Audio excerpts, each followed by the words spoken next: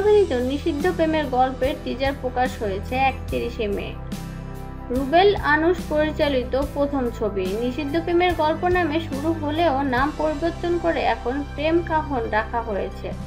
প্রেম কাহন ছবিতে দেখা যাবে 30 বছর বয়সে শিমলার সঙ্গে প্রেমে জড়িয়ে পড়েন 18 বছরের তরুণ মামুন। আর এই বিষয়টি নিয়েই নির্মিত ছবিটি। ছবির কাহিনী লিখেছেন পরিচালক নিজেই। ছবিতে আরও অভিনয় করছেন বিপাশা কবি, রুমাই নোভিয়া, শরীফুল, বাদল, মুসা ও শিমুল খান। বিনোদন জগতে নিত্য নতুন খবরাখবর জানতে আমাদের চ্যানেলটিতে সাবস্ক্রাইব করার জন্য আপনাদেরকে আন্তরিকভাবে ধন্যবাদ। লাইক, কমেন্ট, শেয়ার করুন। ধন্যবাদ।